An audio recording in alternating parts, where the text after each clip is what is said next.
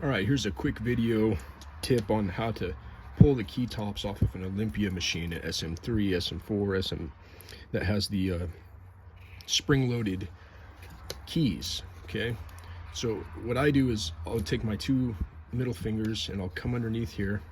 It's going to be hard to see, guys, because it's a weird angle, but then I'll push up on the thing in the middle and then tilt the key towards me, and you can see this is how it looks.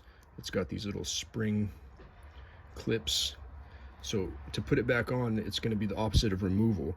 You're going to start with it facing towards you. You'll see down here, get a closer look if I can. Sorry, I got a weird camera angle.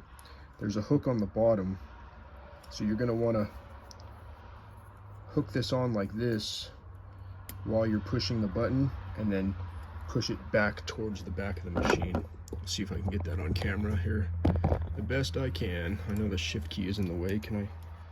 Maybe I can shift lock out of the way here. No, that won't work. All right, so anyway, I'm just gonna put the key into that hook slot, push up on the base with my fingers, and then push the key forward, and then it's gonna lock into place.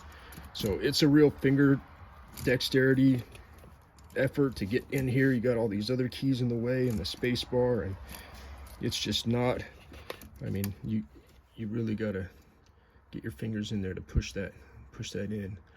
And then the top rows are the opposite, where the keys come down this way and up. When you get to the top, they hook in through this way and then back. So you're gonna have to pay attention to which direction those keys hook onto.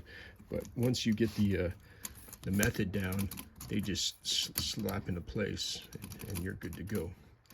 But it is definitely a long and arduous procedure, and it hurts your fingertips. By the end of the day, you will not want to take any more SM keys off.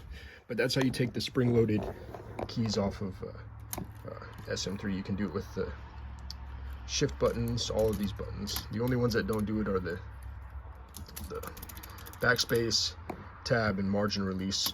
Those are just standard push on, pull off affairs. But I hope this video helps you guys out and you're trying to do your SM3 and 4 restorations with the spring-loaded key tops, because they are cool, but they are definitely not meant to come on and off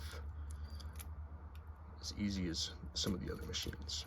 All right, guys, Hot Rod Typewriter Company, this is your quick tip of the day.